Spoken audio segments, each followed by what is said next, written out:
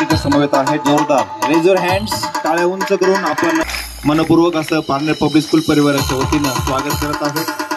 अतिशय आनंदाचा क्षण आहे आपल्यासाठी. आपण आपल्या सर्व माजी विद्यार्थ्यांचा जे आपापल्या क्षेत्रामध्ये यशस्वी झाले, वेगवेगळ्या परीक्षा देऊन गेले, हात उंच पाहिजे,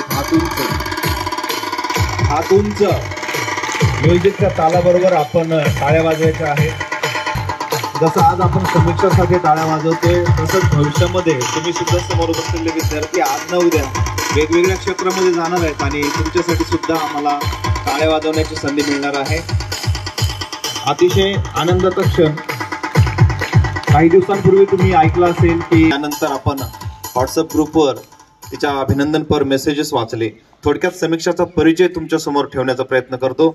समीक्षा सुखदेव कदम 10वी 2018ची बॅच समीक्षाची होती आणि 96.20% तिने 10वी मध्ये मिळवलेले होते. त्यानंतर इंजिनिअरिंग VIIT कॉलेजसाठी Vishwakarma institute of information technology मध्ये तिने ऍडमिशन घेतलं आणि सध्याची तिची जी प्लेसमेंट आहे, तिचं 1 वर्षाचं शिक्षण बाकी असून ती UBS union bank of Switzerland, म्हणजे थोडक्यात स्विस बँक म्हटलं तरी सुद्धा चालेल. कदाचित समीक्षा तिच्या भाषणामध्ये त्याचा अर्थ आम्हाला सांगेल. तिचं सिलेक्शन या UBS union bank of Switzerland साठी झालेलं आहे. 12th मध्ये 80% तिने मिळवलेले होते. CET एक्झाम मध्ये 98% तिचे आलेले होते. तसंच ज्युनियर KG ते 10वी पर्यंतची ती आपल्या विद्यालयाची विद्यार्थिनी आहे. या गोष्टीसाठी आपणाला तिचा सार्थ अभिमान वाटतो, म्हणून जोरदार तिच्यासाठी टाळ्या आपण सर्वांनी द्यायच्या आहेत. आणि बाळाचे पाय पाळण्यात दिसतात. म्हस्के सर नेहमी सांगत असतात, ती मुलं 4थी आणि 7वीच्या स्कॉलरशिप मध्ये किंवा 5वी आणि 8वीच्या स्कॉलरशिप मध्ये जी मुलं येतात तीच भविष्यामध्ये काहीतरी नाव करत असतात. सातत्यानं पुढे जाण्याच्या ध्येयानं ती धडपडत असतात. समीक्षा सुद्धा 4थी आणि 7वीच्या स्कॉलरशिप मध्ये स्थान मिळवलेली विद्यार्थिनी आहे, म्हणून तिच्यासाठी जोरदार टाळ्या या ठिकाणी सर्वांनी द्यायच्या आहेत. एक यशस्वी विद्यार्थिनी आज तुमच्याशी संवाद साधायला आलेली आहे. इंटरमिजिएट इन ड्रॉइंग एक्झाम मध्ये सुद्धा तिनं छान ग्रेड मिळवलेले आहेत, म्हणून आज ती बऱ्याच दिवसांना एक वक्ता म्हणून, एक मार्गदर्शक म्हणून विद्यालयामध्ये आलेली आहे. तिचं व तिच्या वडिलांचं या ठिकाणी स्वागत करणं आपलं कर्तव्य आहे, म्हणून मी संस्थेचे अध्यक्ष प्राचार्य माननीय श्री गीतारामजी म्हस्के सरांना विनंती करतो की आपण या ठिकाणी आहे. जोरदार टाळ्यांच्या गजरामध्ये आपण या ठिकाणी हा सत्कार संपन्न करत आहोत. समीक्षाचा भाऊ सुद्धा आपल्याच विद्यालयामध्ये शिकतो आहे, विराज सुखदेव कदम 9th A मध्ये. जोरदार टाळ्या, हात उंच. आणि विराज सुद्धा स्कॉलरशिप मध्ये आलेला आहे आणि तो समीक्षाच्याच पावलावर पाऊल ठेवून यशाची घोडदौड त्याची कायम आहे. जोरदार टाळ्यांच्या गजरामध्ये हा सत्कार आपण संपन्न करत आहोत. रिदमिक क्लॅप सर्वांनी द्यायचे आहेत. Loudly 1 2 3 1 2 3 raise your hands.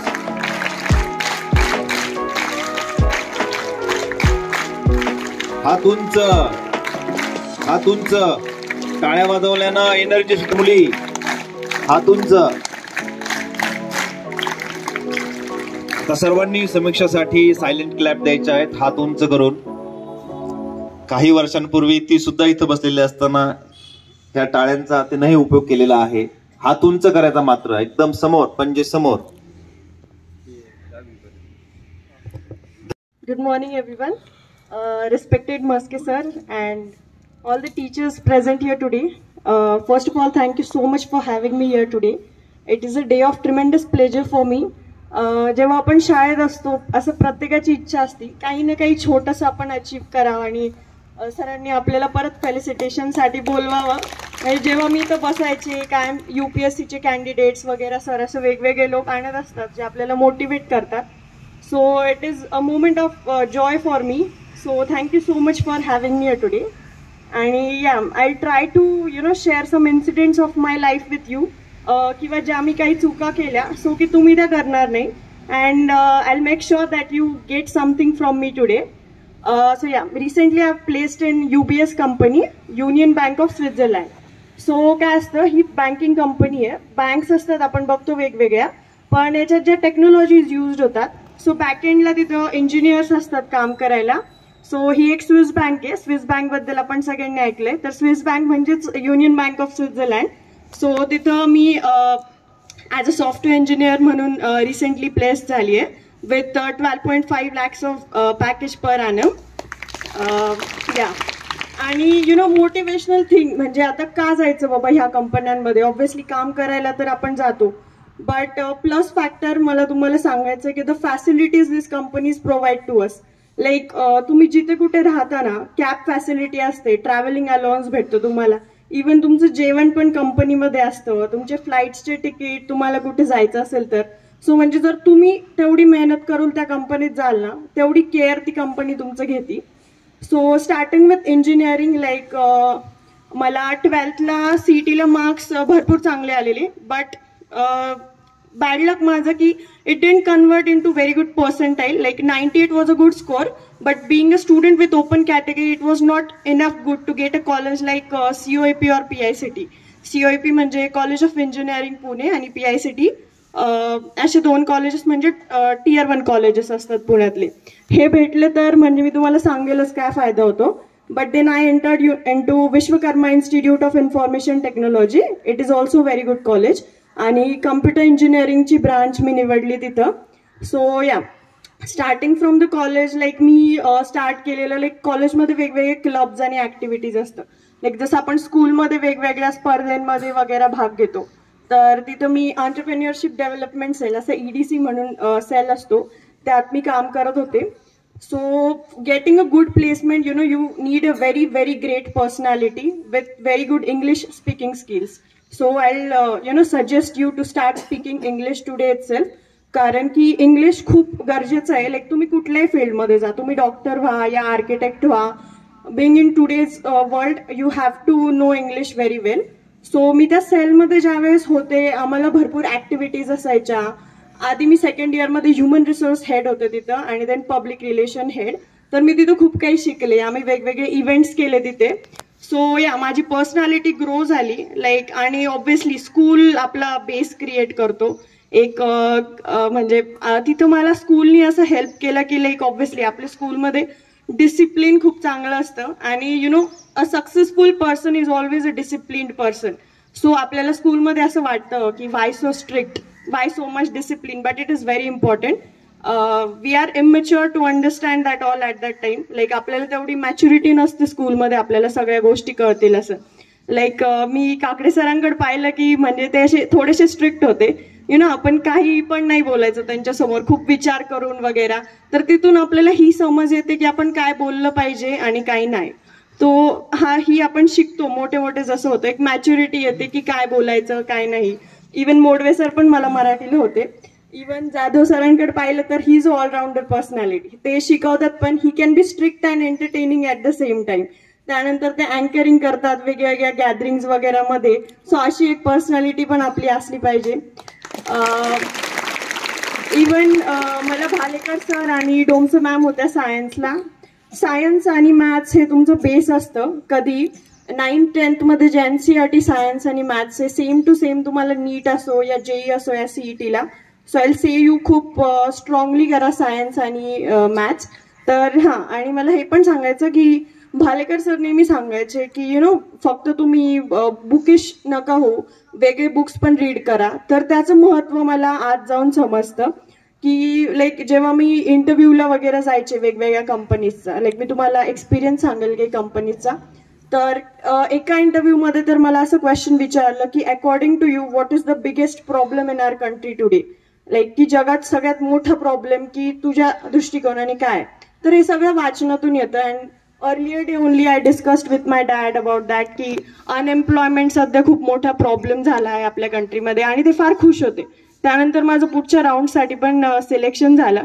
So जो आपला बेस क्रिएट होत असतो ना, तो शाळेतच होत असतो. सगळे टीचर्स अँड ऑल आपल्याला खूप छान शिकवतात तिथे, एक डिसिप्लिन. आणि येस, प्रत्येक इंटरव्ह्यूसाठी मला 4th आणि 7th स्कॉलरशिप बद्दल विचारायचे. ॲक्च्युली आमच्या वेळेस 4th आणि 7th मध्ये होती स्कॉलरशिप. आय गेस तुमच्या 5th आणि 8th मध्ये असती. सो स्कॉलरशिपमुळे आपलं लॉजिकल ॲबिलिटी वाढती, आपली ब्रेनची जी बुद्धिमत्ता असते आपण जास्त करून करून आपलं ते वाढतं. And the skill of multitasking, like आपण शाळेच्या अभ्यासक्रमासोबत स्कॉलरशिप पण करत असतो. अँड आय गेस तुम्हाला होमी बाबा वगैरेच्या पण एक्झाम्स असतात, सो आय विल सजेस्ट की सगळ्यांनी त्या द्या. त्यानंतर वेगवेगळे डिबेट कॉम्पिटिशन्स असतात, हे पण तुम्ही अंगीकृत केल्या पाहिजेत ह्या कला सगळ्या.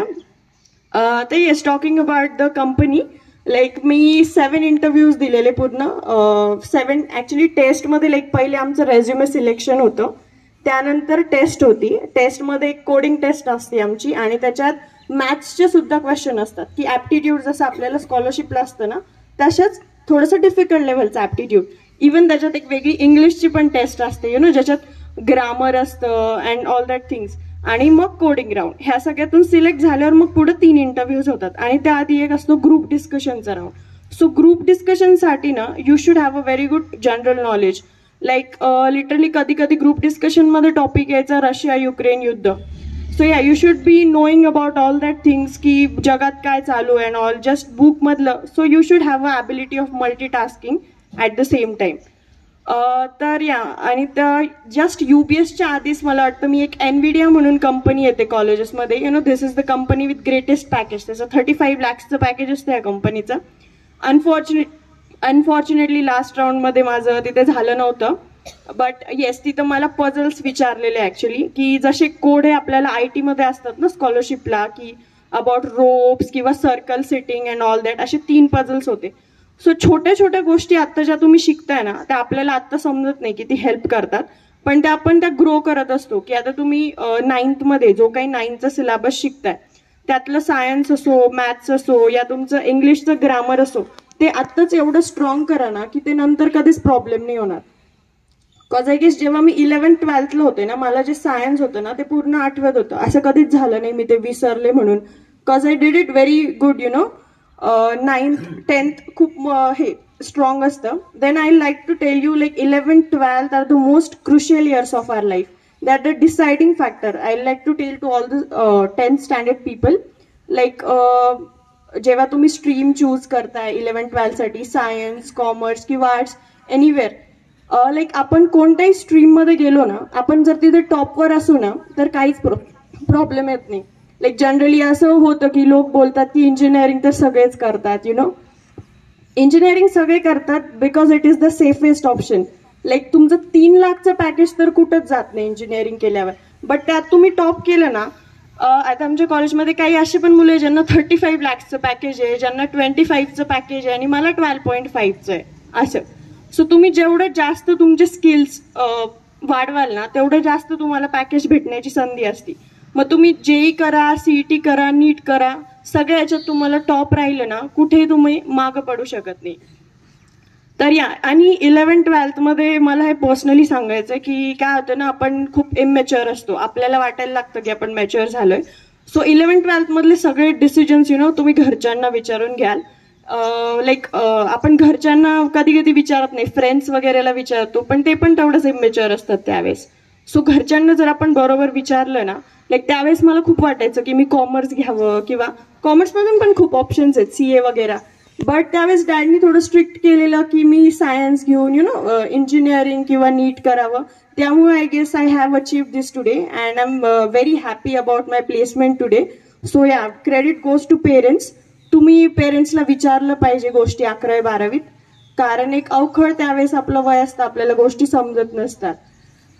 तर या, this is all you can do. आणि मला हे सांगायचं की नेव्हर सेटल फॉर लेस. आणि असं बरेचदा पिरियड येतो की आपण खूप डिप्रेस होऊन जातो. जेव्हा आम्हाला कंपनीज यायच्या, की डॅशबोर्डवर जेव्हा कंपनी येते ना, आम्ही सगळे खूप खुश व्हायचो की आता कंपनी आली. पण मी या पूर्ण प्रोसेसमध्ये शिकले एक म्हणजे ते की accepting the failures and moving on. Rejections खूप येतात आपल्याला आयुष्यात. म्हणजे मला एक इन्सिडेंट असं सांगायचं की 10th मला असं नेहमी वाटायचं की मी फर्स्ट यावं. All my close friends in 10th were very competitive. So आमच्या बॅचमध्ये फर्स्ट येणं त्यावेळेस खूप अवघड होतं. सो मला अशी खूप इच्छा होती की मी फर्स्ट यावं, आणि मी पूर्ण वर्षभर स्कूलमध्ये फर्स्ट आले, बट बोर्ड्सला मी सेकंड आले. So I was very unhappy about that the whole till now on. मी नेहमी घरच्यांना म्हणायचे की मी काय फर्स्ट आलेच नाही. पण कायम यश मिळवणंच गरजेचं नसतं, पण ते यश मिळवण्यासाठी पूर्ण प्रयत्न करणं गरजेचं असतं.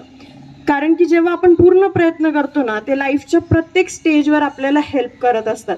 लाईक आपण आज जे शिकतोय कुठे ना कुठे हेल्प करेल. त्यावेळेस आपल्याला असं वाटतं आपण डिमोटिवेट होऊन जातो की आता नाही झालं. लाईक जेव्हा मी 7 वेळा कंपनीजला बसले ना, मी एवढ्या वेळा रिजेक्ट व्हायचे आणि घरी म्हणायचे की आता मला नाही करायचंय. Because having rejection 7 time was a lot more. कारण टेस्ट क्लिअर करणं कुठंतरी कम्पॅरेटिव्हली इझी असतं, पण जे आपण 2 ते 3 इंटरव्ह्यूज होतात ना तिथं, त्यावेळेस ते 3 इंटरव्ह्यू क्लिअर करणं खूप डिफिकल्ट होऊन जातं. सो तिथं तुमची पर्सनॅलिटी चेक होती, टेक्निकल स्किल्स चेक होतात, ह्या सगळ्या गोष्टी होत असतात. सो कधीच प्रोसेसमध्ये ट्रस्ट द प्रोसेस, डिमोटिवेट होऊन नाही जायचं, नाराज नाही व्हायचं. कोणतीही गोष्ट मिळाली नाही ना, some things are not meant to be असं म्हणतात. आणि जेव्हा आपला खूप काहीतरी वाईट फेज चालू असतो ना, श्रीकृष्ण नेहमी म्हणतात ये समय भी बीत जाएगा. सो त्याच्यानंतर नक्कीच खूप चांगला पिरियड येणार असतो, म्हणून काहीतरी भेटत नसतं. इवन मी शेअर करेल की IBMच्या कंपनीसाठी पण मी इंटरव्ह्यू दिलेला. मी त्याचे सगळे इंटरव्ह्यूज राऊंड्स क्लिअर केलेले. लास्ट राऊंडमध्ये आय गेस 4 मुलं आणि मी एकटी मुलगी, अशा मी 5च लोक राहिलेलो त्यावेळेस. आणि आम्हाला सगळ्यांना वाटलेलं की आता माझं सिलेक्शन झालंय वगैरे. बट देन ज्यावेळेस पुढच्या दिवशी रिझल्ट आला, only 4 boys were selected and I was rejected. तर त्यावेळेस मी खूप रडले वगैरे की माझं का नाही झालं, सो अनलकी आय एम, आणि मी कायम नशिबाला दोष द्यायचे वगैरे. बट आज जेव्हा मी इथं उभी आहे ना, मला खरंच खूप चांगलं वाटतं की त्यावेळेस IBM मध्ये नाही झालं. कारण त्याच्यानंतर मी खूप स्किल्स ग्रो केल्या, माझं नॉलेज खूप वाढलं. कारण त्यावेळेस मी ते एक चॅलेंज म्हणून घेतलं की अजून मला ह्यातून काय शिकता येईल. तर माझी खूप ग्रोथ झाली. IBM नंतर 4 महिन्यांनी अजून 6 कंपनीज नंतर माझं प्लेसमेंट झालं. आणि मला कायम एक बँकिंग कंपनीमध्ये जायची इच्छा होती सतत मला. कारण banking company they give you a lot of facilities, they take care of your food, travelling and everything. So yeah, म्हणजे जसं शाहरुखचा डायलॉग आहे ना की किसी चीज को शिद्दत से जाओ, दॅट इज डेफिनेटली ट्रू. मला म्हणजे कधी टू बी ऑनेस्ट, मी जेव्हा कॉलेज स्टार्ट केलं ना, मला कधीच वाटलंच नव्हतं की मला 12 लाख रुपयाचं पॅकेज भेटेल. मी घरी जेव्हा स्टार्ट केलं ना, मी म्हणायची मला 3-4 लाखचं पॅकेज भेटेल आता. सो आणि हे पण लाईक खुश होते की तोपर्यंत आम्हाला असं माहीतच नव्हतं की एवढे पण पॅकेजेस भेटतात बाबा, असं पण होतं. आपल्याला एक माहीत असतं की COEP चांगलं कॉलेज आहे, PICT चांगलं कॉलेज आहे, कारण आपण ऐकलेलं असतं. पण ॲक्च्युअलमध्ये ते कॉलेज चांगले काय आहे ना, ते तिथं गेल्यावर कळलं. So I like to tell you की 11th-12th मध्ये खूप चांगला अभ्यास करा. CET असो या JEE असो, जे तुमचं पर्सेंटाईल येतं ना त्यावरनं जे तुम्ही कॉलेज घेता, कॉलेजचा फरक असा पडतो ना. आता PICT is one of the best college of Pune. तिथं सगळ्या कंपनीज लाईक 8 lakhsपासून स्टार्ट होतात. लाईक दिवसातनं तिथं 2 कंपनीज येतात, म्हणजे कंपनीज कॉलेजमध्ये येतात. 12 लाख, 14 लाख, 18, 25. आणि तिथे मुलांची संख्या खूप कमी असते, कारण तिथे लाईक एक लिमिटेड सीट्स असतात मुलांना. सो तेवढे सगळे मुलं प्लेस्ड होतात आणि तिथलं average package is 12 lakhs. So जेव्हा तुम्ही अशा चांगल्या कॉलेजमध्ये जाल ना, तुमची एक half of the challenge is completed आणि तुम्हाला कॉम्पिटिशन खूप कमी आहे. माझ्या कॉलेजमध्ये लाईक आम्ही VIIT आणि VIT, like Vishwakarma institute of information technology आणि विश्वकर्मा इन्स्टिट्यूट ऑफ टेक्नॉलॉजी, असं 2 कॉलेजचं प्लेसमेंट सोबत होतं. टोटल 2,500 मुलं असतात आणि त्यातनं पहिले ते सिलेक्ट करतात. टेस्ट देण्यासाठी फक्त 600 मुलं. टेस्ट दिल्यानंतर त्यातनं ते शॉर्टलिस्ट करतात हळूहळू 100. मग इंटरव्ह्यूसाठी ते 50 मुलं सिलेक्ट करतात. आणि ज्यावेळेस सगळे इंटरव्ह्यू होतात ना, फक्त 4 लोकांना सिलेक्ट करतात. तर ही जी कंपनी UB असतात, माझ्या कॉलेजमधनं फक्त 3च लोक सिलेक्ट झालेत. सो जेव्हा कॉम्पिटिशन कमी होतं ना, कुठेतरी तुमचे चान्सेस वाढतात. आणि इवन मोठ्या कॉलेजेसमध्ये कंपनीज पण खूप येतात. सो ट्राय हार्ड की तुम्ही चांगले पर्सेंटाईल मिळवाल, चांगले CETला मार्क्स येतील, so that you can get a very good college and you can get opportunity of very good placement. And अजून एक गोष्ट पर्सनल जी मला शेअर करायची आहे ती म्हणजे be very choosy while choosing your friends. कसं असतं ना, आपण आपल्या घरच्यांपासून दूर असतो बऱ्याचदा. They don't know what we are doing, but our friends know. आपण ज्या मित्रांसोबत राहतो वगैरे ना, त्यांचा आपल्यावर खूप फरक पडतो. I am very proud to say that I had a very good friend circle. They helped me a lot. ते जसं करतात ना, एकतर आपण त्यांच्यासारखे होतो, नाहीतर ते आपल्यासारखे होत असतात. जसं जसं आपण पुढे चालतो ना, मित्रपरिवार खूप महत्वाचा आहे. सो चांगले फ्रेंड्स बनवा. आणि अजून एक सजेशन मी देईल की लाईक आपल्याला 3 ब्रेक्स भेटतात स्कूलमध्ये. तर 2 ब्रेक तुम्ही गप्पा माराल, बट एका ब्रेकमध्ये तुम्ही डिस्कशन कराल की पेपरमध्ये आज काय रीड केलं किंवा न्यूजमध्ये काय चाललंय, even about politics or anything.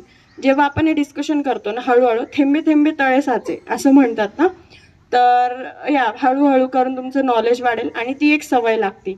And I am proud to say की I was a very hard working person because of this स्कूलमध्येच खूप असं हार्डवर्क करायची सवय लागली होती. माझ्या क्लासमध्ये देयर वॉज ग्रेट कॉम्पिटिशन, त्यामुळे कुठलीही गोष्ट मिळवायला ना सगळ्यांच्यात कम्पीट करायला खूप प्रयत्न करावे लागायचे. सो आणि कधी कधी आपण असं म्हणतो, म्हणजे मला असं वाटतं ना, पहिलं युद्ध आपलं नेहमी आपल्या मनाशी असतं. जेव्हा आपण ठरवतो ना एखादी गोष्ट करायचीच आहे तर ती होतीच. Your will power should be very very strong तर मनात पहिले ठरवायचं, त्याच्यासाठी खूप प्रयत्न केले ना, कधी कधी ती गोष्ट नाही भेटत, पण त्याचा नक्कीच पुढे फायदा होतो आणि पुढे काहीतरी खूप मोठी गोष्ट तुम्हाला भेटते. So be very hard working and never give up. आणि मग ते म्हणतातच, कोशिश करने वालों की कभी हार नाही होती. So that's it. Thank you very much. तुमच्यासारखंच तिनं सगळ्या विषयांना स्पर्श करून तुम्हाला ते समजवण्याचा प्रयत्न केला की इंग्रजी बोलणं, डिबेटिंग करणं, तुमचं धाडस वाढवणं, तुमच्या अभ्यासाची कक्षा वाढवणं, डिबेटिंग करून, चर्चा करून नॉलेजमध्ये भर टाकणं, अवांतर वाचन करणं आणि कंपन्यांचा अनुभव, पॅकेजेस जरी तिनं खूप सांगितलेले आहे पण ते तुमच्यासाठी मोटिवेशनल असले पाहिजेत. पैसा ही गोष्ट वेगळी असते आणि ती तुझ्यामुळे आम्हाला कळाली की हे एवढे सगळे पॅकेजेस त्या ठिकाणी असतात. आणि म्हणून आपली परिस्थिती जर बदलायची असेल तर ती शक्ती शिक्षणामध्ये आहे, एज्युकेशनमध्ये आहे. हाच मतितार्थ समीक्षाने या ठिकाणी व्यक्त केला. जोरदार टाळ्यांमध्ये समीक्षाचं टाळ्या वाजवायला कंजूसी करायची नाही. हात उंच करून टाळ्या वाजवायच्या. आणि एक उत्कृष्ट वक्ता म्हणूनही तू खूप छान माहिती दिलीस. आणि आता प्रश्न उत्तर आपण consistency in the regular homework. Consistency, I want to say this, consistency is very important in life. कधी कधी असं होतं ना, आपण आता खूप अभ्यास करतो, नंतरचे 3 दिवस काहीच करत नाही. सो जेव्हा पण आपण स्टार्ट करतो ना कोणती गोष्ट, छोट्यापासून करायची, 1 hour, 2 hour, 3 hour, and you have to keep a motivation every day. Like म्हणजे मी तरी लहानपणी असं आमच्या आधीच्या बॅचला ना 96% हायेस्ट होतं, तर त्यावेळेस मी 96.2 असं लिहून ठेवलं होतं. माझ्या बोर्डवर अजूनही आहे आणि मला 96.2 आले होते मार्क्स पण 10वीला. तर तुमचं मोटिवेशन क्लिअर पाहिजे की तुम्हाला काय करायचं आहे. आणि जर मोटिवेशन क्लिअर असेल ना, आपण आपोआप रोज त्या गोष्टीसाठी सातत्याने प्रयत्न करत असतो. कधी कधी ब्रेक्स पण घेतले पाहिजे. मी असं नाही म्हणणार की तुम्ही फक्त अभ्यासच करा, सगळ्या गोष्टी आपल्याला करता आल्या पाहिजे. सो रोज थोडं ती गोष्ट करायची आणि मोटिवेशन क्लिअर पाहिजे आपलं की हे करायचंच आहे. सो आपोआप ती गोष्ट घडत जाते. मग 11th-12th बेससाठी 10th मध्ये काय केलं पाहिजे? मॅम ॲक्च्युली 9th-10th मध्ये मला अजून एक जी 11th-12th मध्ये मी गोष्ट शिकले ती तुम्ही करू शकता की 9th-10th मध्ये आपण सपोज मॅथ्सचे काही प्रॉब्लेम सॉल्व्ह करतो, मिसलेनियस ऑर ते हॉट प्रॉब्लेम्स असतात. बऱ्याचदा काय आपण एक एक्सरसाइजमध्ये जे प्रॉब्लेम सॉल्व्ह करतो ना ते सेम टाईपचे असतात किंवा एक वेगळाच मध्ये काहीतरी वेगळा प्रॉब्लेम येतो. जे सेम टाईपचे असतात ते आपल्याला लक्षात राहतात पण वेगळा नाही. सो काय करायचं, एक नोट्स बनवायच्या वेगळ्या. Notes are very important by the way in life. You have to make notes at every point. तर तो जो प्रॉब्लेम आहे ना तो वेगळा लिहायचा त्या नोटबुकमध्ये आणि हे जे सेम पॅटर्नचे प्रॉब्लेम सॉल्व्ह केलेत ना त्याचं जे मेथड होतं ना ते लिहायचं वेगळ्या नोटबुकमध्ये. सो जेव्हा आपली एक्झाम वगैरे असते ना मग खूप अभ्यास पडतो आपल्याला, त्यावेळेस हे सगळं नाही करायचं. मग जे आपण शॉर्ट नोट्स बनवल्या ते ना ती मेथड बघितली तरी मग तो प्रॉब्लेम आठवून जातो. आणि सायन्सचं म्हणाल तर आपण नोट्स लिहितो किंवा बुक्स रीड करतो राईट, प्रत्येक पेजवर काहीतरी इम्पॉर्टंट असतं राईट लिहिलेलं. सो एकतर ते हायलाईट करायचं, नाहीतर मी काय करायचे top of the page red मार्कच्या वरती तो पॉईंट लिहून ठेवायचे मी की काय इम्पॉर्टंट आहे. बिकॉज जेव्हा आपण ब्रेकमध्ये ना बऱ्याचदा नोटबुक ओपन केलेलं असतात आपण जोपर्यंत टीचर येत नाहीये, मग ते पूर्ण पेज तर आपण रीड नाही करत पण ते जे टॉप पॉईंट असतो ना तो कायम दिसत राहतो. सो आपण तो विसरत नाही. किंवा फॉर्म्युला असतात स्पीड, डिस्टन्सचे वगैरे, ग्रॅव्हिटेशनल वगैरे. मी बघितलं like 10th 9th NCERT book and I was very shocked की 11th-12thला मी तो अभ्यास केला आहे. डिक्टो काही क्वेश्चन्स म्हणजे फिजिक्सचे मी बघितले सेम क्वेश्चन्स 11th-12thला असतात. 9th-10th NCERT तुम्ही घेताय, सो व्हेरी गुड थिंग. तुमची कॅपेबिलिटी पण वाढतीये. सो शॉर्ट नोट्स काढणं खूप इम्पॉर्टंट आहे. आणि ते रीड करायचं. असं नाही करायचा परीक्षेच्या आदल्या दिवशी अभ्यास केला. मी 9-10th मध्ये ती सवय बदलली होती. आपण काय करतो, युनिट टेस्ट आली की अभ्यास करतो. ते कधीच लक्षात नाही राहता, कधीच नाही. कारण ना आपलं ब्रेन कुठेतरी माइंडला सांगत असतं की एक्झामसाठी अभ्यास करतोय, आणि आपलं ब्रेनचं एवढं स्ट्रॉंग कमांड असतं ना आपल्या बॉडीवर, एक्झाम झाली की आपण ते विसरतोच. कारण आपल्या मनातच असतं की आपण एक्झामसाठी अभ्यास करतोय. सो रोज ना जे रीड केलंय ना ते वाचायचं. आणि 11-12 साठी पण मी तुम्हाला एक टिप देईल की आमच्या सरांनी सांगितलेलं की आपण काय करतो, एक चॅप्टर झालं की त्या चॅप्टरवर आपली टेस्ट होती, राईट. आणि त्या टेस्टमध्ये खूप चांगले मार्क्स येतात. म्हणजे कंबाईन चॅप्टर्सवर आपली टेस्ट होती ना त्यावेळेस मार्क्स नाहीत. तर काय करायचं, एक 45 मिनिट्स सेपरेट काढायचे आणि प्रत्येक चॅप्टरचा एक क्वेश्चन सॉल्व्ह करायचा. ह्याने काय होतं, आपण प्रत्येक चॅप्टर बद्दल थिंकिंग करतो. तिथपर्यंत झालेत ना सगळे चॅप्टर आपल्याला रिव्हिजन मध्ये राहतात. आणि एक जरी क्वेश्चन केला ना, एक पॉइंट रिमाइंड होतो आपल्याला. So you can also maintain consistency by doing this. असं so you can do this. ही मला सांगायचं एक क्वालिटी माझ्यात होती काय. मला कधी जसं स्टेज डेअरिंग वगैरे खूप होतं माझ्यात. मला भीती नव्हती वाटत. आणि जेव्हा आपण पुढे जातो ना ह्या गोष्टी खूप मॅटर करतात. कारण आपला जो फ्रेंड सर्कल बनतो ना, मग ते आपण जसे आहेत ना तसेच बनत जातो. So you need to upgrade yourself rather than lowing down your standards. So आपणच स्वतःला अपग्रेड करत राहायचं असतं आणि प्रत्येक ठिकाणी बोलायचं. मे बी आज ते चुकेल, पण जेव्हा उद्या खरंच बोलायची गरज असेल ना त्यावेळेस ते चुकणार नाही. सो आज तुमचं बाजूचंही हसणार नाहीये आणि तुम्ही स्वतःला हसू नका. सो तुम्हाला जे काही वाटतंय, सपोज आता तुम्ही जे 10th स्पेशली ते 11th मध्ये जाणार आहे, मे बी तुम्हाला स्ट्रीम किंवा ब्रांच चूज करण्याबद्दल. इव्हन मला एक गोष्ट सांगायची की माझ्याकडनं एक खूप मोठी चूक झाली. 12वीचे मार्क्स आल्यावर चांगलं कॉलेज पेक्षा मी ब्रांचला खूप इम्पॉर्टन्स दिलं. मी कम्प्युटर इंजिनिअरिंगच सगळ्या कॉलेजेसमध्ये भरलं. तर ही खूप चूक झाली. सगळ्या ब्रांच मी भरायला पाहिजे होत्या. मी एक सांगेल की 12th नंतर काउन्सिलर्स भेटतात. असं काउन्सिलर्स असतात जे आपल्याला सांगतात फॉर्म कसा भरला पाहिजे. तर सगळेच जण काउन्सिलरचं सजेशन्स घ्या. ते खूप चांगल्या प्रकारे सांगतात. कारण मला PICT मध्ये ENTC ब्रांच भेटत होती, VIT मध्ये IT, आणि जर मी ते घेतले असते ना इझिली मला म्हणजे एवढं स्ट्रगल नसतं झालं प्लेसमेंटसाठी. कारण वरच्या कॉलेजेसला खूप कंपनीज येतात आणि खालच्या कॉलेजेसला 50% मध्ये कंपनीज येतात. So 11-12 as I told important तर असतात, पण लिस्ट खूप तुम्ही नीट भरली पाहिजे. जर तुम्हाला कोणाला वाटलं तर नंतर विचाराल मला लिस्ट भरण्यासाठी सजेशन्स अँड ऑल. सो कोणाला असेल काही क्वेश्चन 10 किंवा 11-12 रिलेटेड तर you are free to ask. मला एसे रायटिंगचा पण राऊंड होता. सो आपण मराठीमध्ये जे निबंध लेखन करतो ना आपल्याला वाटतं त्यावेळेस म्हणजे काय मार्क्ससाठी, that is also very important. आपलं जे विचार करण्याची पद्धत असते ना ते वाढते त्याने. आपण वाचन करतो. काकडे सर नेहमी सांगतात, इव्हन मोडवे सर पण, वेगवेगळे पुस्तकं वाचा. पुस्तक वाचले ना खूप काही मिळतं आपल्याला. त्यातनं थॉट्स मिळतात ना, ते आपलं काल्पनिक शक्ती वगैरे खूप वाढवतो. सो मला एसे रायटिंगमध्ये खूप फायदा झालेला. आणि अजून एक म्हणजे आपलं जे हँड रायटिंग हे असतं ना आपल्या स्कूलचं, ते मी बघितले खूप चांगलं असतं. आपलं जे पेपर रायटिंग स्किल आहे, एका राऊंडमध्ये खूप मुलं होते तर त्यांनी ते वाचलं पण नाही. जस्ट माझा पेपर खूप छान दिसत होता ना म्हणून मी पुढे गेलेले एका राऊंडसाठी. सो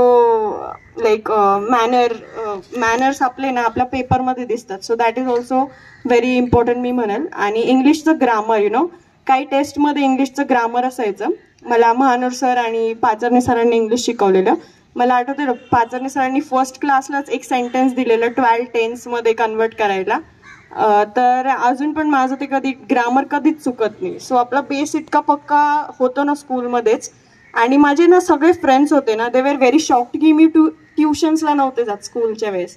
सगळे फ्रेंड्स ना त्यांचं स्कूल खूप छोटा टाइम पिरियड असायचं आणि ट्युशन पण असायचं सेपरेट.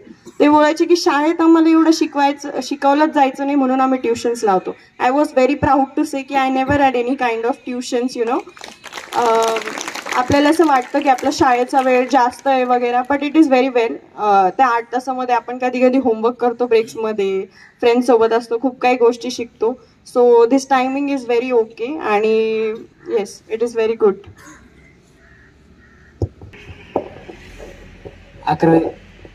11वी-12वीच्या सीईटीच्या प्रवासाबद्दल काय सांगा? टू बी ऑनेस्ट मला अजून एक गोष्ट सांगायची. 11th मध्ये मी खूप अभ्यास केलेला आणि 12th मध्ये मी कुठेतरी कमी पडले. जे कन्सिस्टन्सी एक फॅक्टर असतं यु नो. मी 11th-12th मध्ये मला आता खूप वाटतं की आई वडिलांजवळच राहायला पाहिजे होतं त्यावेळेस. लाईक आय सजेस्ट लाईक तुमचं ओपिनियन आहे, बट 11th-12th आपल्या स्कूलमध्ये खूपच चांगलं घेतात आता. इवन मी मम्मीला त्यांना पण सांगते की विरूला इथंच ठेवायचं आता, कारण जेव्हा आपण घरच्यांच्या जवळ असतो ना ते आपल्याला सतत दिसत असतात. सो 11वी-12वीत अभ्यास करणं फार इम्पॉर्टंट आहे.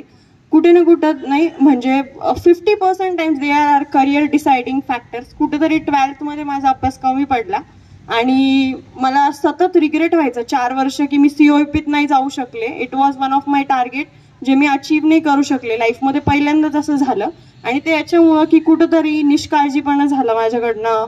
11thला मी अभ्यास केला, 12thला एवढा केला नाही.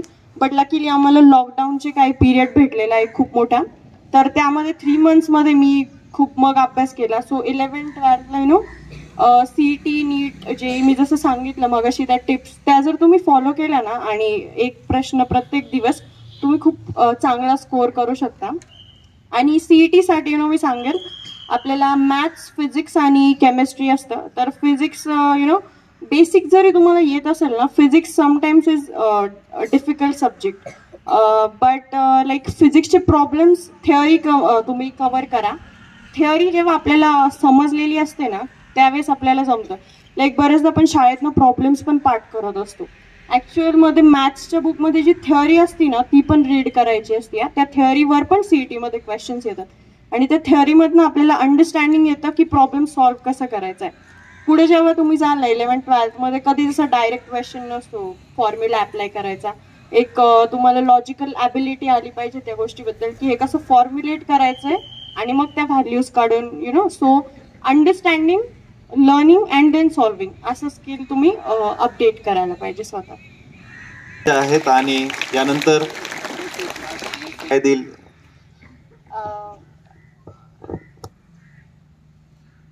ॲक्च्युली म्हणजे जेव्हा मी या पूर्ण प्रोसेसमधून चालले होते ना, मी सगळ्यात जास्त मम्मी पप्पांशीच बोलायचे. तेच आपलं ऐकून घेतात, कारण फ्रेंड्स पण त्याच फेजमधनं चाललेलं असतं, कोणाला इंटरेस्ट नसतो. सो पप्पा मला फोनवर काय म्हणायचे, मला पूर्ण थॉट आठवणार नाही आता, हे हेल्प मी. लहरों से डरकर नौका पार नहीं होती और कोशिश करने वालों की कभी हार नहीं होती. So never give up and never settle for less. Yes. धन्यवाद समीक्षा. आणि त्यांचे अनुभव आपल्याला ऐकायचे आहेत म्हणून मी सरांना विनंती करतो की आपण आपले अनुभव या ठिकाणी व्यक्त करावेत आणि विद्यार्थ्यांना मार्गदर्शन करावं. समीक्षा भरपूर बोललेली आहे, मुलं पण कंटाळलेलं आहेत, फार काही मार्गदर्शन करणार नाही.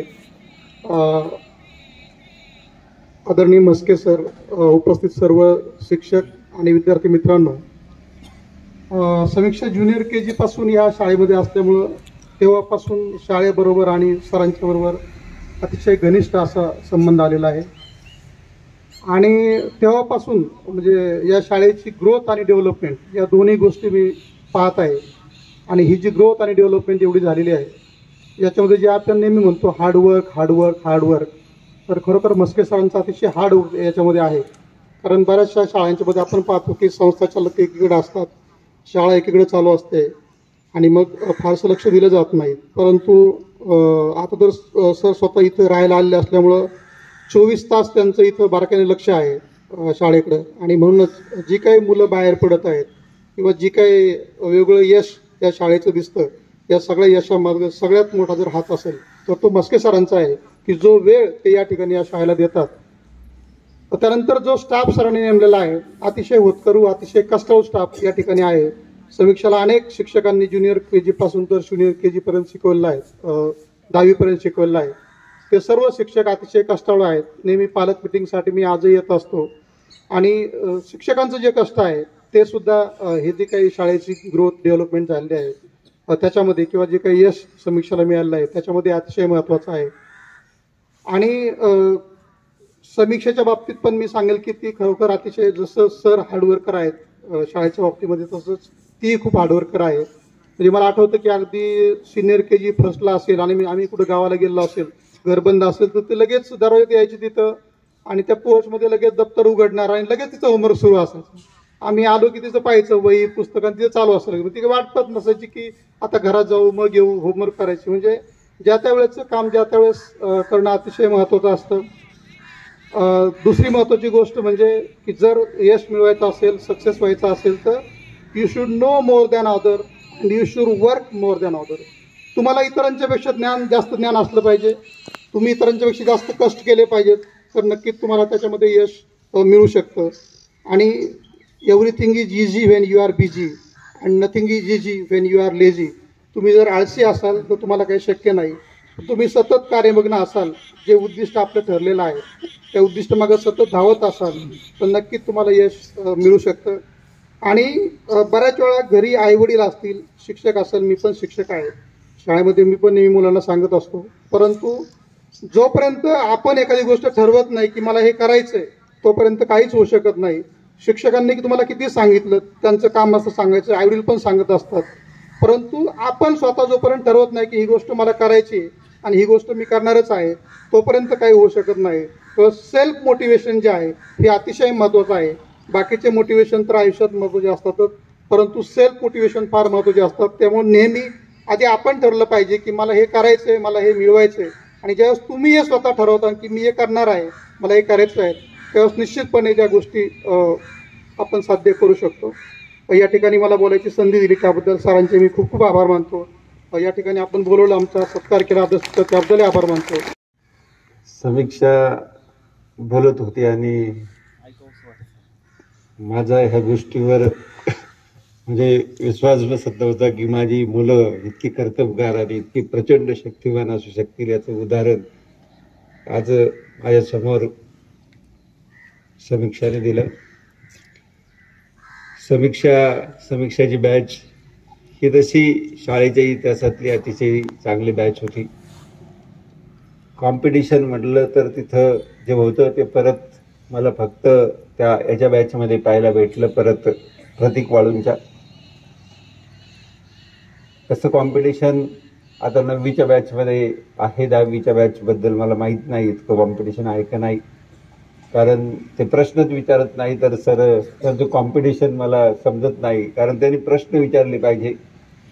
समीक्षाची बॅच नेहमी प्रश्न विचारायची. खूप चांगली बॅच होती तुम्हाला सांगतो. आणि दीपक सर, मी संभाजीनगरमध्ये राहायचो आणि माझ्या आयुष्यातील आयडॉल फॅमिली जर कोण असेल, आता ते माझे घरचे मला म्हणतात तुम्हाला त्यांच्याबद्दल जास्त कौतुक आहे, लोक म्हणतात मला, पण मी पूर्वीपासून फॅमिली म्हणून मला कदम सरांची फॅमिली सगळ्यात आवडायची. त्याचं कारण काय असायचं तर मुलांना तुम्हाला सांगतो की सर आपल्या मुलांचा अभ्यास घेणं आणि आपल्या मुलांचं हित या गोष्टीवर इतकं लक्ष द्यायचे की समीक्षा 5वीमध्ये स्कॉलरशिपला पेपरमध्ये मिस्टेक झाले ना आले नाही याच्यासाठी सरांनी 4 चक्र मारले. बाकीच्या लोकांनी सोडून दिलं असतं, हे वस्तुस्थिती सांगतो. आणि म्हणून आपल्या मुलांसाठी काम करणारं म्हणून जर मी पाहायचो ना तर मी सरांना पाहायचो. आजही विरो आहे माझ्याकडे. असं एक पालक मीटिंग नाही की सरांनी त्याचे सगळे पेपर पाहिले नाही. आणि म्हणून समीक्षा तुमच्या यशाचा खरा वाटा मी तर मला विचारलं कोणी तर मी तुझ्या आईवडिलांना देईन, दोघांना, की यांनी जे घडवलं, यांनी जे कष्ट केले त्यामुळं समीक्षा तुला 12.5 लाखाचं पॅकेज आहे. लोकांना नोकऱ्या मिळतात, आम्ही सर पाहतो 20,000साठी नोकऱ्या करणारी पण खूप आहेत, पण तुझ्या ह्या वयात, तुझं वयच काय, अजून 20 वर्ष वय नाही तुझं, तरीसुद्धा तुला लाख रुपयापेक्षा जास्त पगार मिळतोय. आम्ही खूप वेळा तुझा सत्कार करणार. माझी तर खूप इच्छा आहे की पुढच्या परीक्षा आणि पुढे तू खूप अचीव करावं आणि पुन्हा कदाचित या गावात हत्ती मिरवणूक काढायची सुद्धा मला संधी मिळावी. अशी त्यांना माहिती मी हत्ती मिरवणूक केव्हा काढणार आहे, तेव्हा ती पण संधी मिळावी. तर मी सर तुमचा खूप आभारी आहे. आणि समीक्षा पण इथं आली, मुलांशी बोलली, डायलॉग केला, तर खूप म्हणून मन असं भरून येतं की चला आता आपण केलेल्या कामाचं नक्की फळ मिळतंय सर. पावती तर मिळतीच आहे, मुलं येता जाताना मिळतात आणि याच्यापेक्षा काही आनंद नसतो. पैशाने आनंद नाही होत, मनाला आनंद मिळायला त्या वेगळ्या गोष्टी असतात, त्यातली ही सगळ्यात मोठी गोष्ट आहे. आणि जेव्हा समीक्षा तू येते, बोलते, या शिक्षकांची नावं घेते, दीपक सरांचं नाव घेते, किती त्यांना विचारलं पाहिजे आतमध्ये आनंद. त्यांना पैसे दिलेले मी सुद्धा आनंद नाही होणार, तेवढं तू त्यांचं नाव घेतलेलं त्यांना आनंद होईल. त्यांना विचारतो केव्हाही, तेव्हा मलाही तोच आनंद अनुभवायला मिळतो दीपक सर. आणि म्हणून समीक्षा, तुला खूप साऱ्या शुभेच्छा. मला खूप संधी मिळावी तुझी सत्कार करण्याची या पुढची पण, अशी आशा करतो. मुलांनो, समीक्षाशी बोला, डायलॉग करा. तिने बऱ्याच गोष्टी 11वी 12वीमध्ये ज्या आत्ता मुलं चुका करतायत मी स्वतः पाहतोय आणि त्या तुम्हाला सावध केलेलं आहे.